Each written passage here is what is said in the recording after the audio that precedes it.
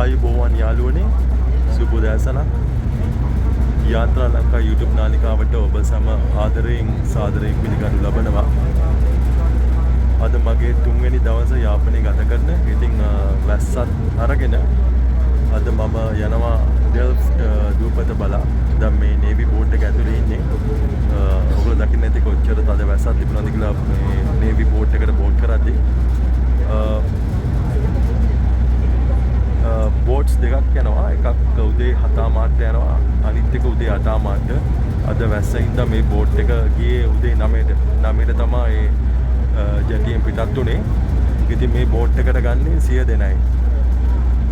ඉස්සෙල්ලා මේ ගමේ දූපතේ ඩෙල්ෆ්ට් අයිලන්ඩ් එකේ ඉන්න ඒ දූපත් වැසියන්ව බෝට් කරලා තමයි ඊතුරු කට්ටියව ඒ කියන්නේ ටූරිස්ට්ලා වගේ කට්ටියව බෝට් කරන්නේ. පැසෙන්ජර්ස් 100ක් වුණාන් පස්සේ නේවි එකකින් බෝට් කරන්නේ නැහැ. ඊට පස්සේ ප්‍රයිවට් බෝට් එකක් කරන් තමයි එන්න ඕනේ.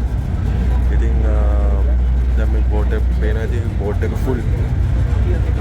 පල්ලෙහා ගොඩක් ඉන්නවා. අපි බලමු අද one day tour එකක් තමයි මම කරන්න බලාපොරොත්තු වෙන්නේ ඩෙල්ෆ්ට් අයිලන්ඩ් වල. බලමු කොච්චර දේවල් කවර් කරගන්න පුළුවන් වෙයිද කියලා. දැන් නම් වැස්ස පොඩ්ඩක් පායලා වගේ වැස්ස පායන්න කියලා ප්‍රාර්ථනා කරනවා. එහෙනම් අපි ඩෙල්ෆ්ට් අයිලන්ඩ් වලදී හම්බෙමු.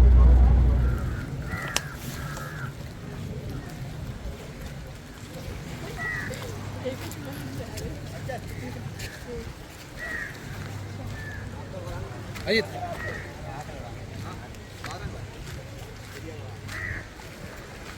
ගයිස් ඔන්න පැයක් විතර බෝට් රයිඩ් එකකින් පස්සේ ඩෙල්ෆ්ට් දූපතට අපි ඇවිල්ලා තින්නේ.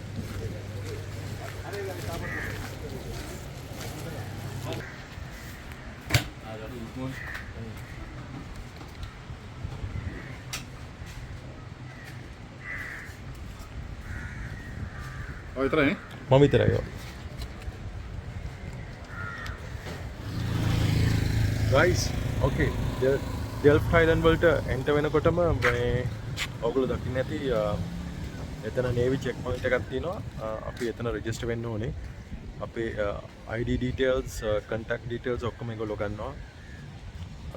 ඒ වගේම මේගොල්ලෝ අහනවා කොච්චර දවසක් මේ අයිලන්ඩ් එකේ ඉන්නවද කියලා. අපි ආයේ මේ අයිලන්ඩ් එකෙන් එක්සිට් වෙනකොට ආයෙ එතනට කියලා යන්න ඕනේ අපි අයිලන්ඩ් එකෙන් පිට වෙනවා කියලා. ඉතින් ඒ ඩීටේල්ස් තමයි එතන තියෙන ඉන්ෆර්මේෂන් එක මට ඔයගොල්ලොත් එක්ක ෂෙයා කරගන්න ඕන වුණා. මේ ඒ වගේම යා කිව්වා එතන හිටපු නේවි ඔෆිසර් කිව්වා බෝට්ස් දෙකක් යනවා. එකක් 11 මාට මෙතන මේ ජැටියෙන් යනවා. අනිත් එක හැන්දෑව 3ට. මම try කරන්නේ කොහොම හරි හැන්දෑව 3 බෝට් වල ගන්න.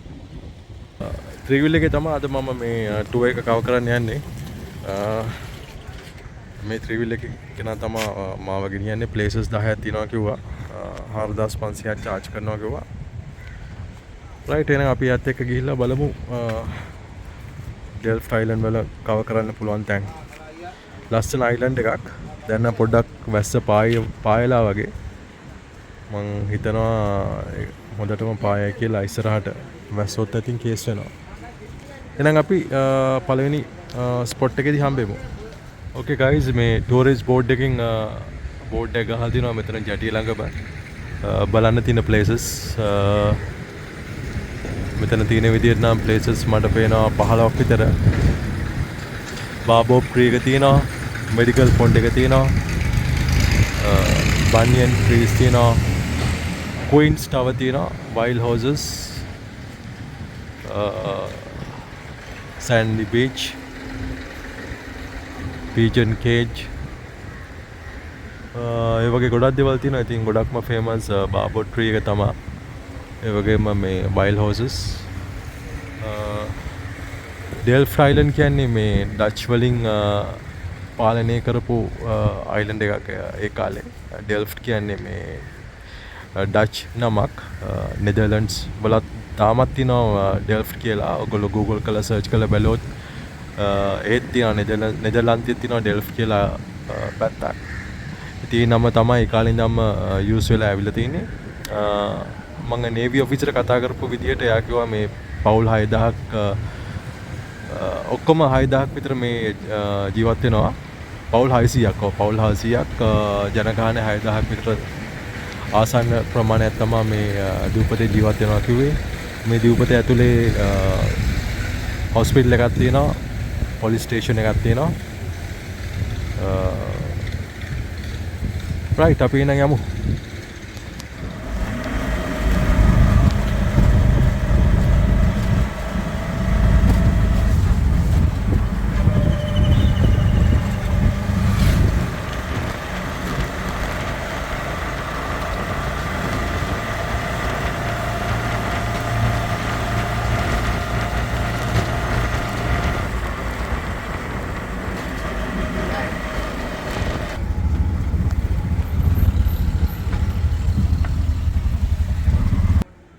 ඔන්න අපි උදේ කෑමට ආවා.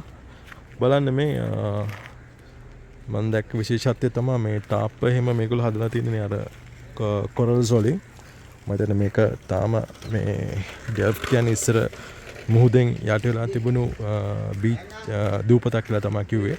ඉතින් මේ කොරල්ස් වලින් තමයි ඒගොල්ලෝ ගොඩක් දේවල් මේ හදලා තියෙන්නේ.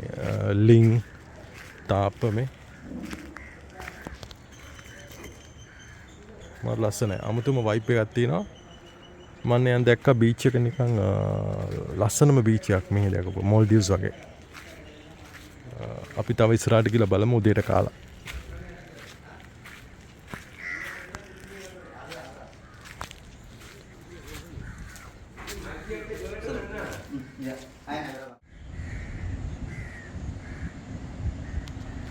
රයිට් යාළුවනේ ඔන්න අපි ආවා ෆස්ට් ප්ලේස් එකට.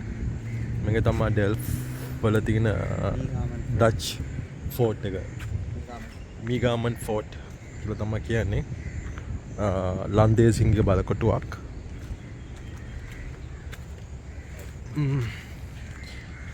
තන බලමු නෝටිස් බෝඩ් එකක් තියෙනවා. ඉන්ෆර්මේෂන් ටිකක් ගන්න බලමු.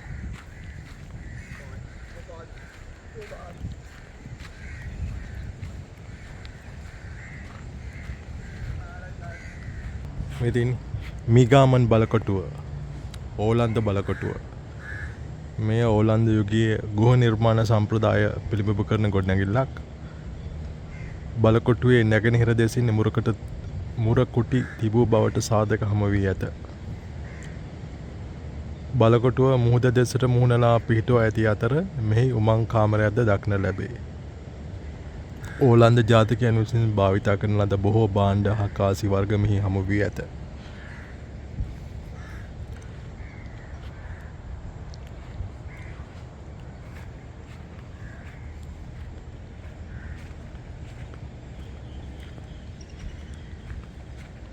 ඩක් අතට ගිහලා බලමු.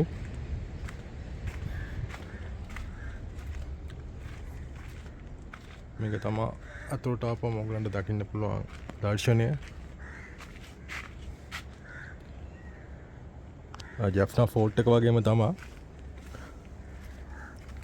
එකම ගෘහ නිර්මාණ ශිල්පය තමයි තියෙන්නේ. මොකද ඩච් ජාතීන් විසින් ඒ බිල් කරපු ගෘහ නිර්මාණ කළා තින්නේ ඩච්ලා විසින්නේ. ඉතින් එකම ගෘහ නිර්මාණ ශිල්පය තමයි හැමතැනම වගේ දක්නට තියෙන්නේ මේ යාපනයේ බලකොටුව, ගාල්ල බලකොටුව මේකත් ඒ වගේම තමයි. රයිට් අපි යමු මෙතනින් ඊළඟ තැනට.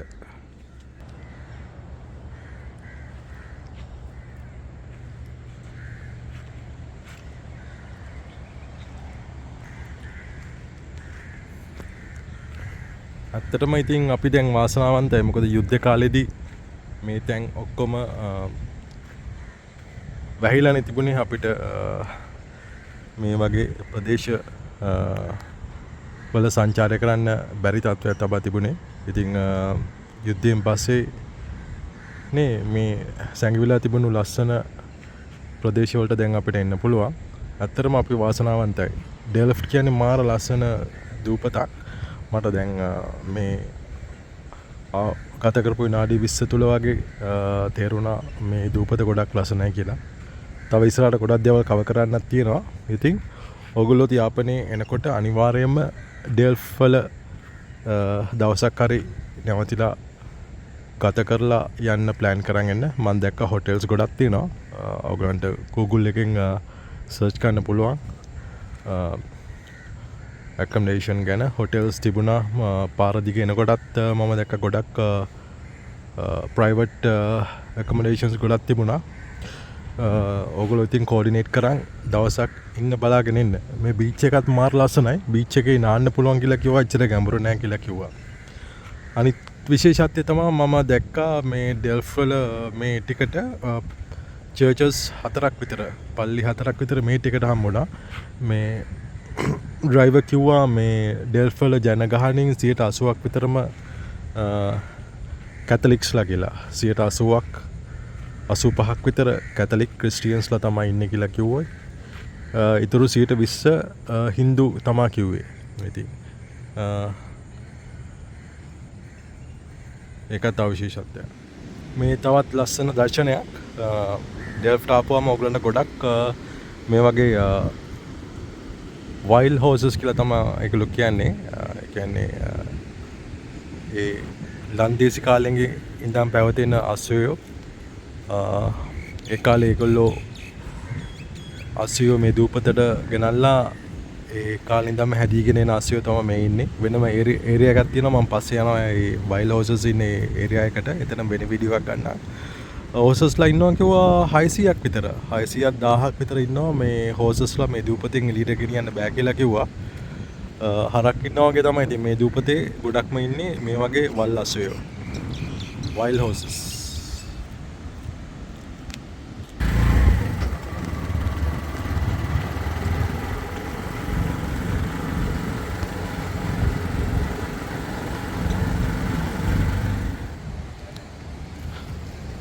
රයිට් ගයිස්, ඔන්න දැන් අපි යන්නේ ඩෙල්ෆ් දූපතේ තියෙන ලස්සනම බීච් එකකට.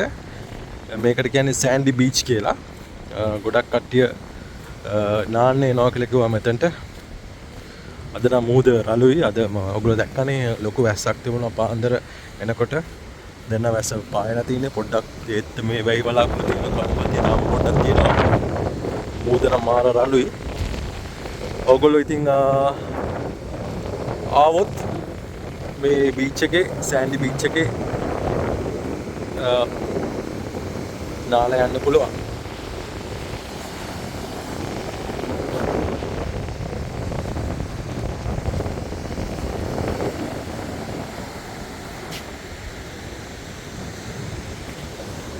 අන්න මේ කොච්චර ලස්සනද කියලා ඩෙල්ෆ්ට් අයිලන්ඩ් එක. මේ අපි අර ඉස්සර අපි පොඩි කාලේ නිවුස් වල අහුවේ මේ අපේ හමුදාවයි ඒ කොටි සස්වාදීන් අතර මේ ඩෙල්ෆ්ට් අයිලන්ඩ් වල තිබුණු යුද නිවුස් තමයි. බලන්න දැන් ඉතින් අපි වාසනාවන්තයි මේ වගේ තැන්වලට ඇවිල්ලා මේ මාර ලස්සනක් මේ තැන්වල තියෙනවා. ඇත්තටම දැන් අපි වාසනාවන්තයි මේ වගේ තැන්වලට ඇවිල්ලා අපිටම අයිති උරුමයන් මේ ශ්‍රී ලාංකිකයන්ට භුක්ති විඳින තියෙන තැන්. ඉතින් දැන් ඒවා ඕපන් වෙලා තියෙනවා. ඉතින් ගොඩක්ම ස්තුතිවන්ත වෙන්න ඕනේ ඒ රණවිරුවන්ට අපිට මේ වගේ අවස්ථාවක් හදලා දුන්නට. ඔයගොල්ලොත් එන්න ඩෙල්ෆ්ට් අයිලන්ඩ්. සැබවින්ම දකින්න ඔයගොල්ලන්ගේ ඇස් දෙකෙන් ඇවිල්ලා බලන්න මේ කොච්චර ලස්සනද කියලා. මං හිතුවේ නෑ මෙච්චර ලස්සනක් ඇති කියලා මේ අයිලන්ඩ් එක. යාපනයේ කියන්නේ මාර ලස්සනයි. මේ ඩෙල්ෆ්ට් අයිලන්ඩ් කියන්නේ වෙනම දූපතක්. මම හිතන්නේ මේක තමයි උඩින්ම තියෙන දූපත. මෙතනින් එහාට තියෙන්නේ ඉන්දියාවේ මුහුදු සීමාව. මේක තමයි උඩින්ම තියෙන්නේ. ඉතින් වෙනම පොඩි රටක් වගේ තමයි. ඔයගොල්ලොත් එන්න ප්ලෑන් කරලා ට්‍රිප් එකක් ප්ලෑන් කරලා දවස් දෙකක් විතර ඉන්න බලාගෙන ඉන්න. මේ තියෙන්නේ පරණ හොස්පිටල් එකක්, ඩච් හොස්පිටල් එකක්. ඩෙල්ෆ්ට් අයිලන්ඩ් වල.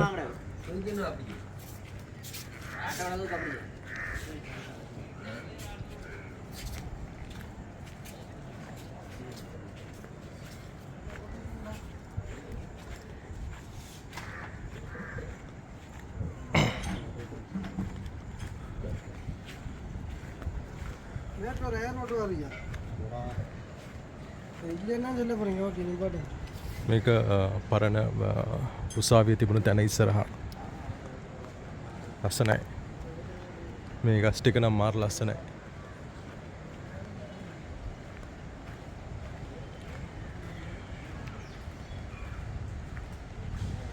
මාරම ලස්සනක් තියෙන්නේ මේ ඩෙල්ෆ්ට් අයිලන්ඩ් එකේ. අමුතු වයිබ් එකක් තියෙන්නේ.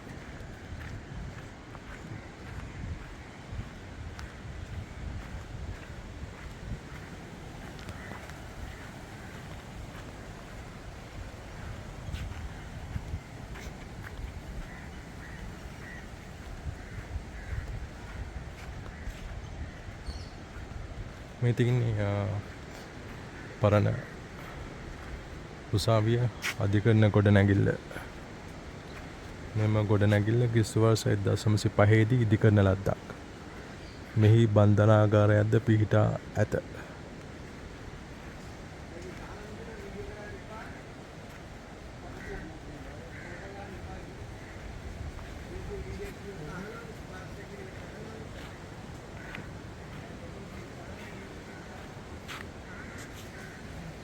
මාර ලස්සනයි මාර වයිබ් එකක් තියෙනවා.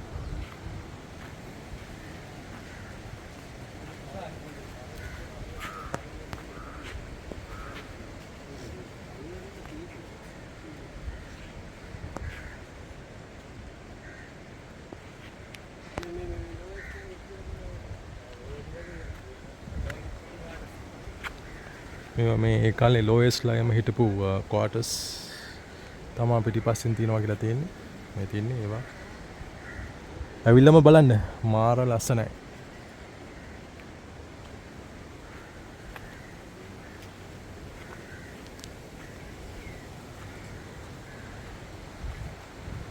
guys ඩෙල්ෆ්ට් අයිලන්ඩ් වල පෙට්‍රල් ෂෙඩ් නැහැ.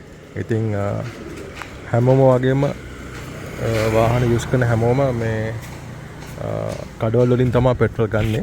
දැන් මේ ඩ්‍රයිවර්ත් දැන් නැවතුවා පෙට්‍රල් ගන්න. ඒකත් තව විශේෂත්වයක්. පෙට්‍රල් කඩවල් වලින් අරන් තමයි පෙට්‍රල් ගහගන්නේ වාහන වලට. පොඩි වීඩියෝ එකක් ගන්නම් ඔයගොල්ලන්ට බලා ගන්න පුළුවන්. අර පිටිපස්සේ පේනව නේද? ඒ බූලියෙන් දානවා පෙට්‍රල් බෝතලයට. මේක නිකන් වෙනම රටක ඉන්නවා වගේ තමයි. ඩෙල්ෆ්ට් වල ඉතින් වෙනම පොලිසියක් තියෙනවා. මම දැක්කා පොලිසිය ඉන්නවා. ට්‍රැෆික් පොලිස් වගේ හිටියා පාරේ අයිනි දෙන්නෙක්. වෙනම හොස්පිටල් තියෙනවා, ස්කූල් තියෙනවා. ප්‍රාදේශීය ලේකම් සභාවක් තිබුණා. මේ පේන්නේ පෙට්‍රල් ගහන විදිය. රයිට් එහෙනම් අපි පෙට්‍රල් ටිකක් ගහගෙන අපි ඊළඟ තැනට අපි යන්.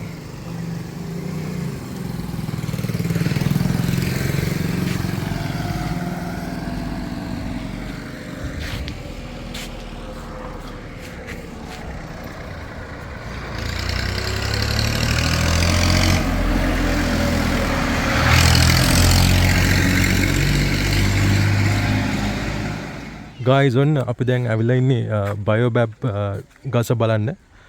බයෝබැබ් ගස අප්‍රිකාවට හා මැඩගස්කර්ට ආවෙනික ශාකයක්. එය අරාබි වෙළඳුන් විසින් ක්‍රිස්තු වර්ෂ 7 වෙනි සියවසේදී පමණ ශ්‍රී ලංකාවට හඳුන්වා දී ඇත. මේකේ මේ දකින ට්‍රී එකේ පොත්ත අලියෙකුගේ සමට සමාන බැවින් එලිෆන්ට් ට්‍රී ලෙසද හැඳින්වෙනවා. මේ ගස සියවස් ගණනාවක් පැරණි ගසක්. මේක තමා බයෝබැබ් ගස බයෝබැබ් ට්‍රී එක මේ. බලන්න කොච්චර ලස්සනද කියලා. මාරම ලස්සනක් තියෙන්නේ. ඕගොල්ලෝ එන්න අනිවාර්යයෙන්ම මේ ගහ නම් බලන්න ඕනේ. ඩෙල්ෆ්ට් අයිලන්ඩ් ආවොත් අනිවාර්යෙන් මේක ඇවිල්ලා බලන්න. මේක තමයි ෆේමස්ම ටූරිස්ට් ඇට්‍රැක්ෂන් එක. ෆේමස්ම ටූරිස්ට් ඇට්‍රැක්ෂන් එක මේ ඩෙල්ෆ්ට් අයිලන්ඩ් වල තියෙන. සෝබා ධර්මය කියන්නේ මහා අමුතුම දෙයක්. බලන්න මේක මේ අවුරුදු ශතවර්ෂ ගණනාවක් පැරණි ගහක් තාම තියෙනවා. රජෙක් වගේ ඉන්නවා මෙතන රජ බිලා. කොච්චර ඉතිහාසයක් තියෙනවද නේ? කොච්චර දෙයක් මේ ගහ දකින්න නැද්ද? යුද්ධ කාලේ සිදුවුණු දේවල්, රජ කාලේ සිදුවුණු දේවල් ඔක්කොමටම මේ ගස සාක්ෂි දරනවා.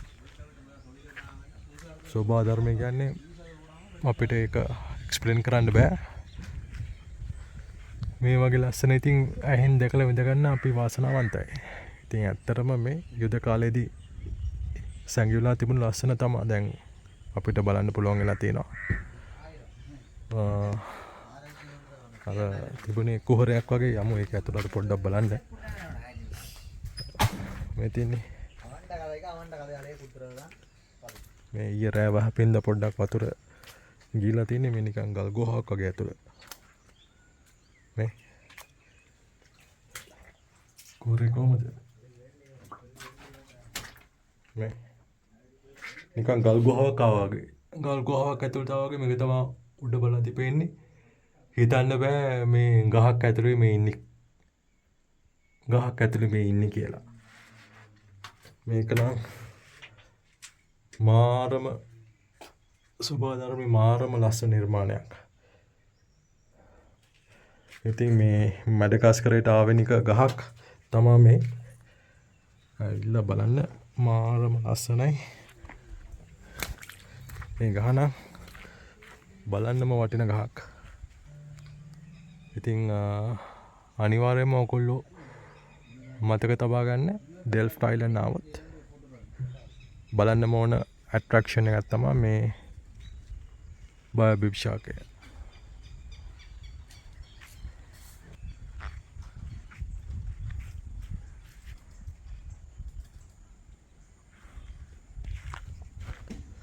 රයිට් මෙතනින් එහාට තමා අර අස්සයෝ ඉන්න වයිල් හෝසස් ඉන්න ඒරියා එක අද වැස්සෙන්ද ඒගොල්ලෝ පොඩ්ඩක් ඇතුළට ගියා කියලා කිව්වා. try එකක් දානවා zoom කරලා පොඩ්ඩක් පෙන්වන්න ඕගලන්ට හිටියොත් බලමු බලා ගන්න පුළුවන් වෙද්ද දන්නේ නැහැ. මම ඉස්සලා දැක්කා දෙන්නේ තුන් දෙනෙක් හිටියා. try එකක් දාලා බලමු රෙකෝඩ් කරගන්න.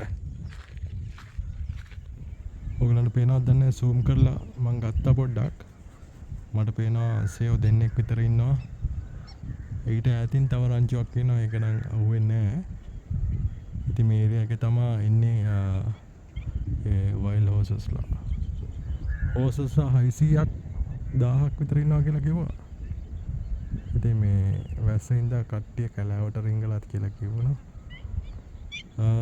මේ ඒරියා එකට ආවොත් ඔයගලන්ට බලා ගන්න පුළුවන් වැස්ස නැති දවසක අවුව පායලා තියෙන හොඳ දවසක ආවොත් ඔයගලන්ට ඒ රංචු පිටින් එන ආසයන්ව බලා ගන්න පුළුවන් වයිල්ඩ් හෝසස්ලා. අද නම් කට්ටිය කැලේට රිංගලා කියලා තමයි කිව්වේ. දැන්ට පේන්න නම් ඉන්නේ මේ දෙන්න විතරයි. ඈතින් පොඩි වැස්සෙකුත් එනවා. කළු කරලා තින්නේ. මේක තමයි ඒ ඒරියා එක හෝසස්ලා ඉන්නේ. මාර ලස්සනයි.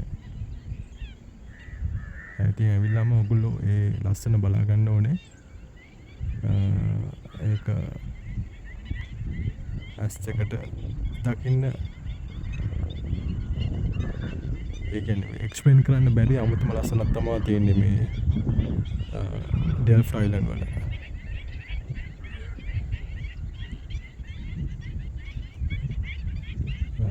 කුරුල්ලොත් මම දැක්කා කුරුල්ලෝ ಜಾති ගොඩාක් ඉන්නවා. මේ ඉන්නේ අසයෝ දෙන්න. එන අපි ඊළඟ පොට් එකට යමු.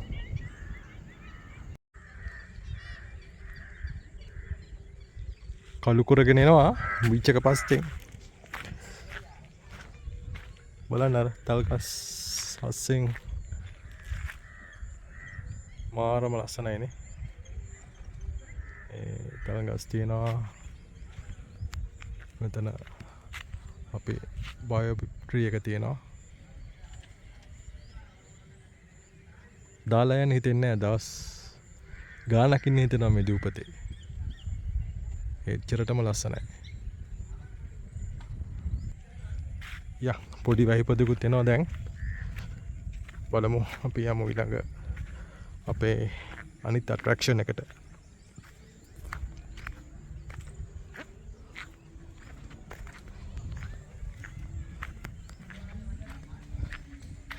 රයිට් අපි මේ ඇවිල්ලා ඉන්නේ තවත් ටූරිස් ඇට්‍රැක්ෂන් එකට ඩෙල්ෆ්ට් අයිලන්ඩ් වල තියෙන මේකට කියන්නේ ලියලන ගල කියලා. මේ ගල කොරල් ගලක්. මේක 1964 දී අඩි 1ක් කුසින් පැවතුනා කියලා තමයි මේකෙත සඳහන් වෙන්නේ. නමුත් වර්තමානයේ වෙනකොට ඒකේ උස වැඩි වී ඇති බව තමයි නිරීක්ෂණය කරලා තින්නේ. ඉතින් ඒ අනුව මෙම ගල ලියලන බවට තමයි විශ්වාස කරන්නේ. ඉතින් මේක මේ පැත්තේ ඉන්න කට්ටිය පූජනීය ස්ථානයක් ලෙස වන්දනාමාන කරන බව සඳහන් කරනවා. මේකේ ඓතිහාසික තොරතුරු කිසික් සොයාගෙන නැහැ. ඉතින් මේම ගල ප්‍රදේශවාසීන් පූජනීය ස්ථානයක් ලෙස සලකා ගලට මල් මාලා තබා පහන් දල්වා පූජා පවත්වනු ලැබේ කියලා මෙතන මේ සඳහන් වෙනවා. මෙතන නයි පෙන පහක හැඩයෙන් මෙම ගල පිහිටා ඇත කියලා තමයි සඳහන් වෙන්නේ. මේ නයි පෙන පහක් වගේ පූජනීය ස්ථානයක්. කෝවිලකුත් තියෙනවා. මේ වගේ දේවල් ඉතින්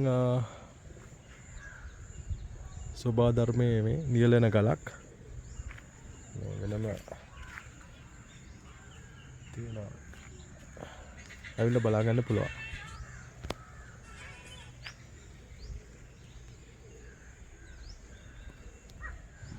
මේ ඩෙල්ෆ් වල බීච් එකේ තවත් ලස්සන පැත්තක්.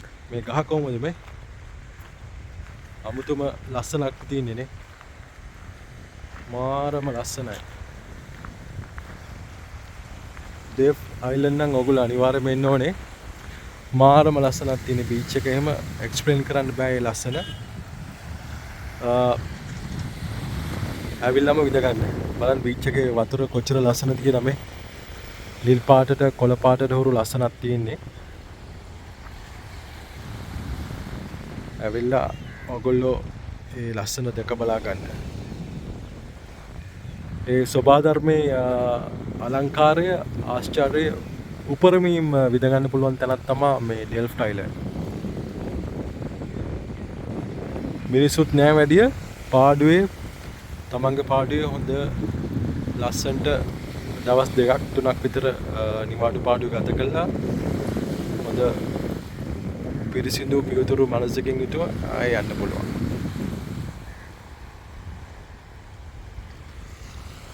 Delft island Jaffna. මේ බලන්න මේ කොච්චර ලස්සනද කියලා බීච් එක. කොරල් පල මේ එක දිගට කොට ගහලා තියෙනවා. සිප්පි කටු කොරල් පල. මහා ලස්සන බීච් එකක්. කොරල්ස් තියෙන එන ගොඩක් කොට ගහලා බීච් එකේ. මාලදිවයිනට යන්න ඕනේ නැහැ. ඉතින් ඩෙල්ෆ් අයිලන්ඩ් ආව නම් ඒ වගේ තමයි. මාලදිවයින ගියා වගේ තමයි. අනිවාර්යෙන්ම එන්න. Delft island. මම එකපාරකුත් කිව්වේ මේක ඒගොල්ලෝ ඉතිහාසයේ සඳහන් වෙන විදිහට මේක ඉස්සර මේ මූතරේ යට වෙලා තිබිලා දැන් උඩට ඇවිල්ලා තියෙන භූමියක්.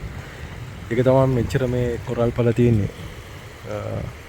කොරල්ස් එච්චර සුලභව දකින්න ලැබෙන්නේ ඒකින්ද කියලා තමයි මේ සඳහන් වෙලා තියෙන්නේ. ඔයගොල්ලන්ට ආවොත් ඉතින් සැබෑම දැක බලා ගන්න පුළුවන්. රයිට්, අපි ආවේ ඊළඟ ඇට්‍රැක්ෂන් එකට. මේකට කියන්නේ නුග ගහ. ඩෙල්ෆ්ට් අයිලන්ඩ් වල තියෙන ෆේමස්ම තවත් ෆේමස් ටූරිස්ට් ඇට්‍රැක්ෂන් එකක් නුග ගහ. මේ නුග ගහ 100 වසරකට වඩා පැරණි නුග ගසක් ලෙස සැලකෙනවා.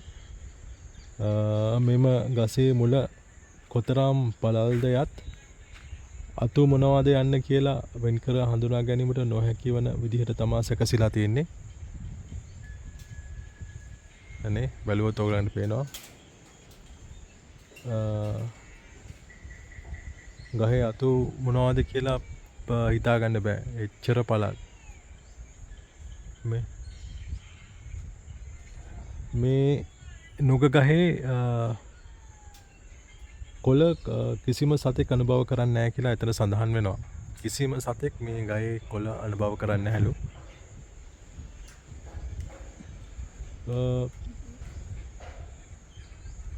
මේ තියෙන මෙතන මේ ගණදෙවි කෝවිල අවුරුදු 200කට වඩා පැරණි කෝවිලක් කියලා සඳහන් වෙනවා මේ බෝඩ් එකේ. ඒක දැන් ප්‍රතිසංස්කරණය කරලා තියෙන්නේ.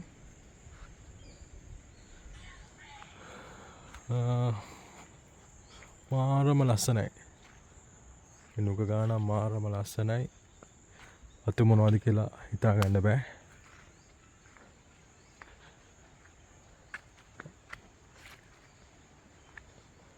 සත වර්ෂයකට වඩා පැරණි ගහක් මේ. මාරම ලස්සනයි.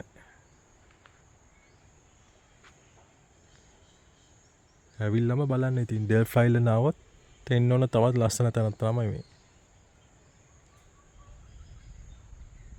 නුග ගස.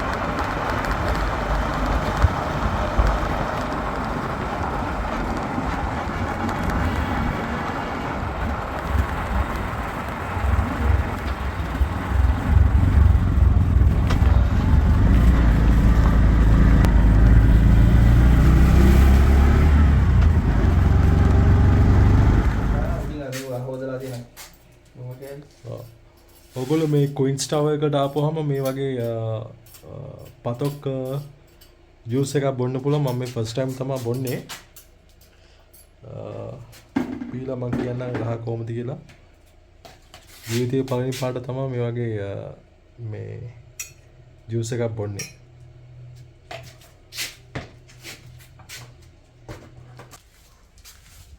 මේක තමයි ජූස් එක පතොක්. මේක තියෙන්නේ මේ ක්වීන්ස් ටවර් එක යටම මේ ෂොප් එක තියෙන ජූස් ෂොප් එක. ඉතින් ආවොත් බොන්න පුළුවන්. මේක තමයි ජූස් බාර් එක. ඒක නම් අමාරු ජූස් එක. ෆස්ට් ටයිම් තමයි මම බිව්වේ ඒ පතොක් ජූස් එක. මුළු ඇඟම කූල් වෙලා යනවා. ඒක නේවි එකෙන් තමයි කරන්නේ. මෙතන ඔක්කොම කඩ ඔක්කොම කරන්නේ නේවි එකෙන්. ඕගලන්ට try කරන්න පුළුවන් මේ වගේ ජූස්. පතොක් තියෙනවා, කොමාරිකා තියෙනවා. මේ වගේ ෆ්‍රෙෂ් ජූස් ජාති ගොඩක් තියෙනවා. හරිම රහයි. try කරන්න මේ පතොක් ජූස් එක.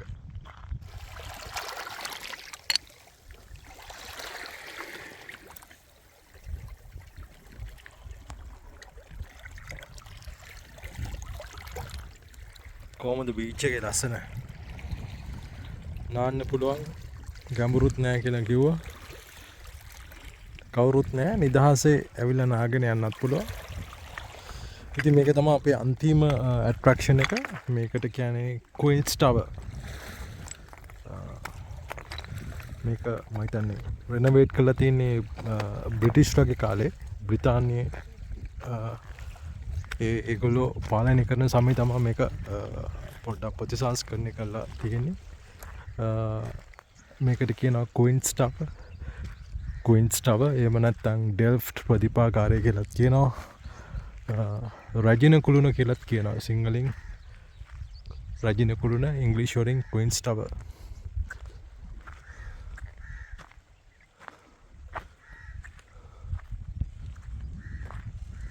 මාරම ලස්සනයි. අමුතුම වයිබ් එකක් තියෙන්නේ. මේක පොඩ්ඩක් යටින් යන්නත් පුළුවන්.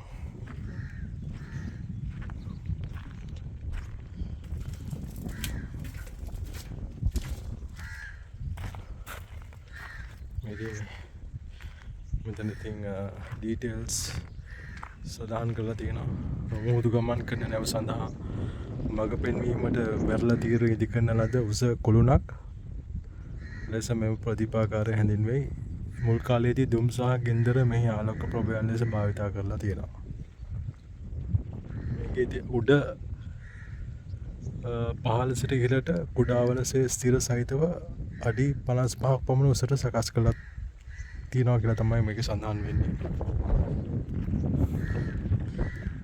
මේක තමයි ඉතින් ක්වීන්ස් ටවර්.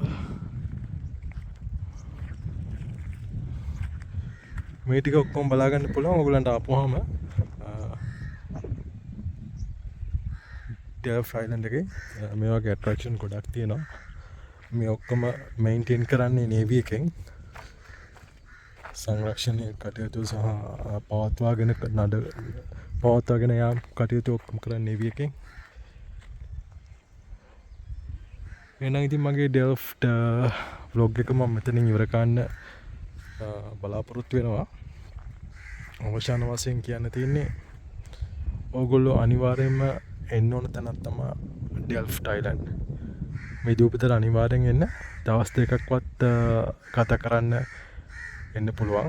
එහෙම නැත්නම් මං ආවා වගේ උදේ ඇවිල්ලා උදේම තියෙන බෝට්ටුවෙන් 7:00 හරි 8:00 හරි ඒ ජෆ්නා ජැටියෙන් එන ඒ බෝට්ටුවෙන් ඇවිල්ලා ඩේ ට්‍රිප් එකක් කරලා මේ වගේ 3 wheel එකක් හය කරන් ඩේ ට්‍රිප් එකක් කරගෙන මේ වගේ ප්ලේසස් කවර් කරන් ආයේ හැන්දෑව 3 ඒ බෝට්ටුවෙන් ජෆ්නා බලා යන්න පුළුවන්. ඒ වගේ එකත් ඔයගලන්ට කරන්න පුළුවන්. එහෙම නැත්නම් ඉතින් අර ලස්සන හොටෙල්ස් තියෙනවා. දවස් 1 night stay එකකට එන්නත් පුළුවන්. ඉතින් මාරම ලස්සන දූපතක් හොඳ එක්ස්පීරියන්ස් එකක් ගත්තා. මම කව කරන්න පුළුවන් ගොඩක් දේවල් කව කරා. එහෙනම් මගේ vlogs ටික බලපු හැමෝටම ස්තුතියි. අද තමයි මගේ අන්තිම දවස ජෆ්නා වල ඉන්න. හෙට පාන්දරින්ම නැවත කොළඹ බලා පිටත් වෙන්න බලාපොරොත්තු වෙනවා. එනම් බොහොම ස්තුතියි. තවත් vlog එකකින් අපි ආයේ හම්බෙමු. එහෙනම් ජය වේවා ඔබ සැමෝටම. යාත්‍රා ලංකා YouTube නාලිකාවෙන් සිට අයබෝවන්. ඕකේ යාළුවනේ දැන් මම මේ ටුවර් එක කරේ මේ ට්‍රිවිල් එක්කෙනත් එක්ක මෙයා තමයි මාව ගෙනිච්චේ මේ ඩෙල්ෆ්ට් අයිලන්ඩ් එක වටේම මගෙන් ටෝටල් 4500ක් චාර්ජ් කරා. එයාගේ නම රෙමෝ. රෙමෝ පොඩ්ඩක් කියන්න වගේ කන්ටැක්ට් නම්බර් එක. එයාට හොඳට සිංහල පුළුවන්, තමිල් පුළුවන්, ඉංග්‍රීසි පුළුවන්.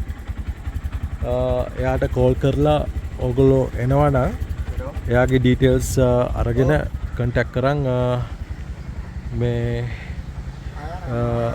ඔයගොල්ලන්ගේ ටුවර් එක arrange කරගන්න පුළුවන්. එයා මේ වගේ ටුවර්ස් කරනවා, ඩේ ටුවර්ස් කරනවා. ඒ වගේම බයික් arrange කරනවා. ඔයගොල්ලන්ට පුළුවන් මේ අයිලන්ඩ් එක වටේම යන්න බයික් එකක් රෙන්ට් කරලා එයා ඒව කරනවා. ඒ වගේම හොටෙල් arrange කරනවා. රෙමෝ ඔයාගේ නම්බර් එක මොකද්ද? ෆෝන් නම්බර් එක 076 67 10 884. ඒක තමයි රෙමෝගේ නම්බර් එක. හොඳ සර්විස් එකක් දුන්නා. මම වටේම එක්කන් ගියා. ඔයගොල්ලොත් එයාව කන්ටැක්ට් කරන් ඔයගොල්ලන්ගේ ටුවර් එක arrange කරගන්න පුළුවන්. Right guys, අපි දැන් ජෙටියට යනකොට මේ ලස්සන පල්ලිය හම්බුණා. මේක කැතලික් චර්ච් එකක්. මදර් මේරි චර්ච් එකක්. මේ වගේ චර්චස් ගොඩක් මම දැක්කා මේ ඩෙල්ෆ්ට් අයිලන්ඩ් වල. මම ඉස්සලම කිව්වා වගේ 80% පොපියුලේෂන් එක අයිති වෙන්නේ කැතලික්ස් and ක්‍රිස්ටියන්. ඉතින් මේ වගේ පරණ ලස්සන පල්ලි ගොඩක් ඔයගොල්ලන්ට බලා ගන්න පුළුවන් ඩෙල්ෆ්ට් අයිලන්ඩ් එකේ.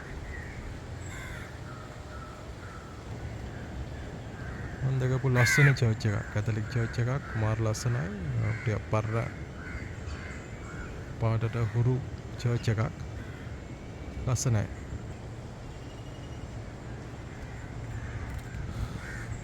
ඕකේ නම් ටුවර් එක ඔෆිෂියලි මෙතනින් ඉවරයි. දැන් අපි යමු ආයේ ජැටියට. ට්‍රැවල් එකක් එනවා. 3ට තියෙනවා බෝට්ටුව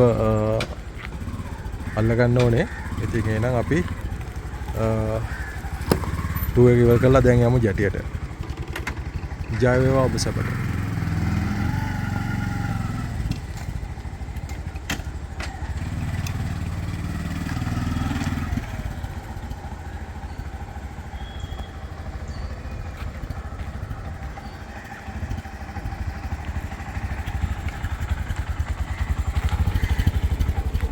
Okay.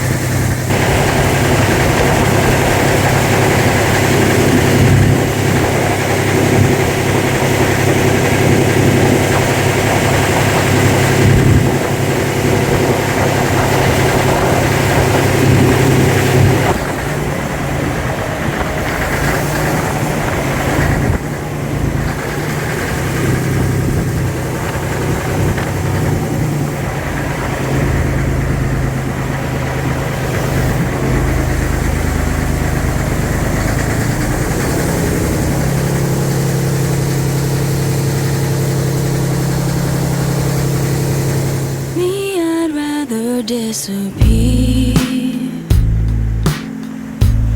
and be lifeless like the sea. Voices make your mind their home. Once they're in, they're never gone.